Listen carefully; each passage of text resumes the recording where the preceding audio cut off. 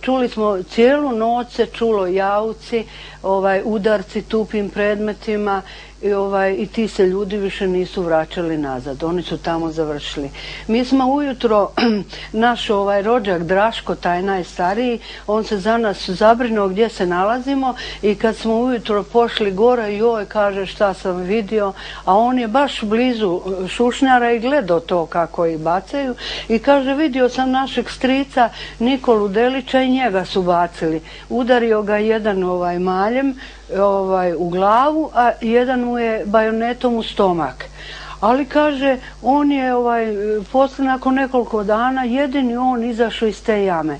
Iako mu je bilo 30 godina, on je nakon izlaska iz jame kao da mu je bilo 60 godina. Potpuno osjedio, sav je on dobio bore, od straha, valjda, šta li. A dobro, šta je sa vama lično bilo sa vašom?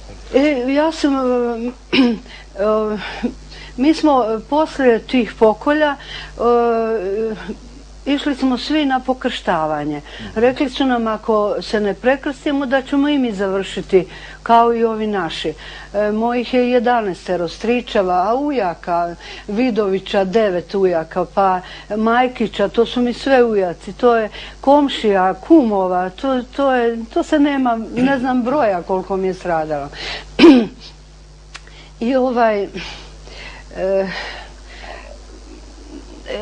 nas su nakon pokrštavanja, rekao nam je onaj sveštenik da sad smo Hrvati i katolici i nezgodno je da idemo da prosimo jer mi nismo imali ništa jest pa smo išli prositi u Sanski most. Sad nezgodno je da prosite nego ćete se javiti u vaše komšije Dine Vranića i kod njega ćete biti najamni radnici. A Dino Vranić je bio ustaša i on je sa tim bajonetom gore i ubio sve i našeg oca i strica i sad mi kod njega najamni radnici.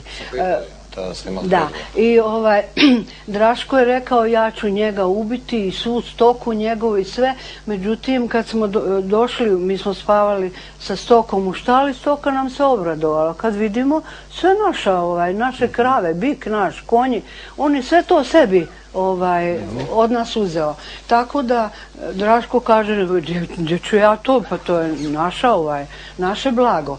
I odustao i da ubije Vranića jer kaže ako ga ubijem moram se otisnuti u šumu, a ko će o vama brinuti? Tako nije ubio ni Vranića.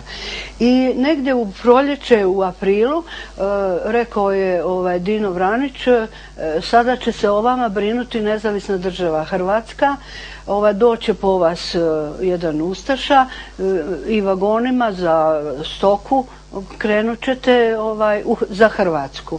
I tako je bilo, nas 5. Nevenka, moja najstarija, ona nije vjerovala da će nas paziti Nezavisna država i ona je otišla u partizane. I mi smo krenuli vagonima za stoku. Prva stanica je bila Jasenovac. Ja nikad nisam čula za to mjesto. Unutra nismo mogli u barake, to je sve bilo puno, nek smo bili na otvorenom. I vjerovatno bi očajni uslovi za tamo bili smo gladni i na otvorenom ispavali, nego pričalo se da dolazi Međunarodni Crveni krst da popiše djecu. S obzirom da smo bili u očajnom stanju, oni su nas na brzinu rasturili po hrvatskim kućama, po selima, a nas 5 su opet vagonima za stoku odvezeni smo u dječji logor Jastrebarsko. To je 25 km od Zagreba. Čuvar logora u Jastrebarskom bio je Slavko Dasović koji je mene izvadio iz logora. 2 godine sam bila. Tamo su me i klali i živu bacali u jamu. Ja sam sve to preživjela. I on je mene, tamo nas 500 djece smo tako iz logora posvojeni u Zagreb.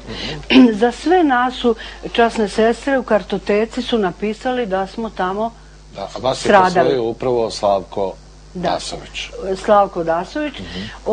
Ja tad nisam o njemu ništa znala. Tamo su stavili u karton da je Zorka Delić.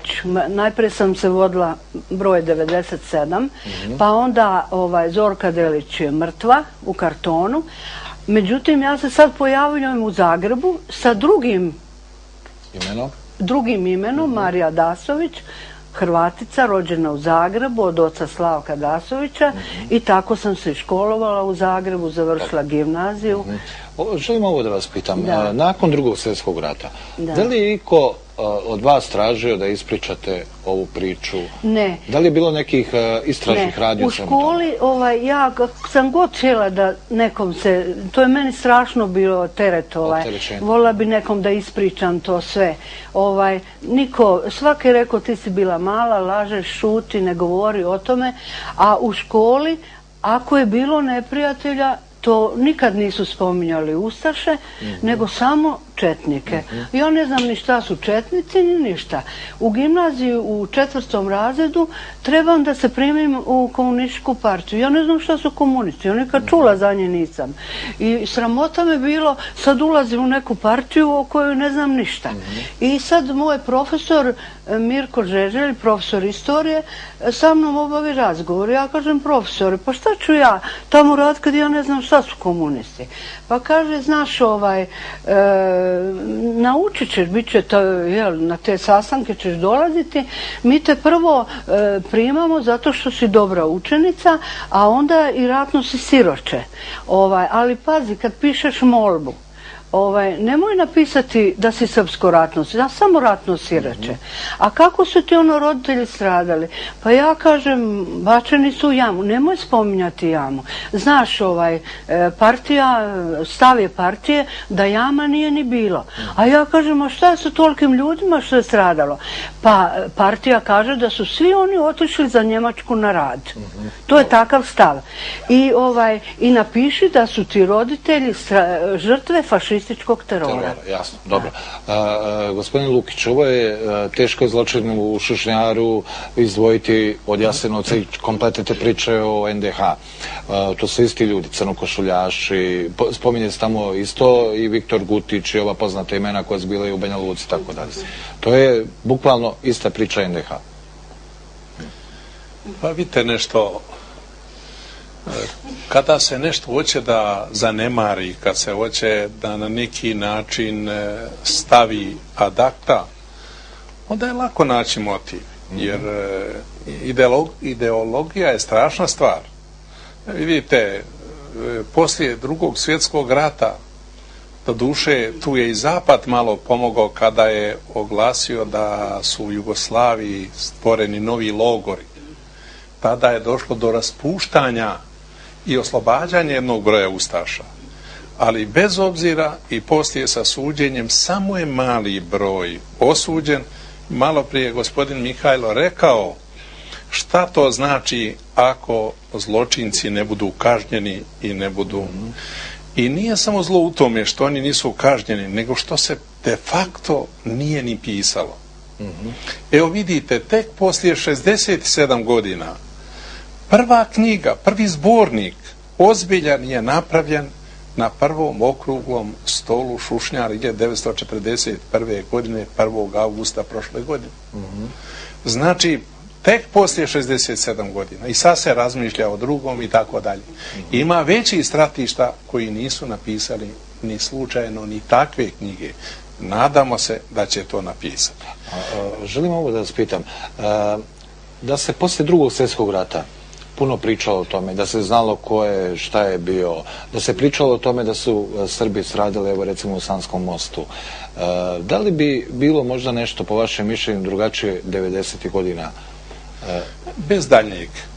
Vidite, ja sam to čini mi se negdje i pomenuo. Jedan prijatelj iz Amerike mi je poslao jedan tekst nekog filozofa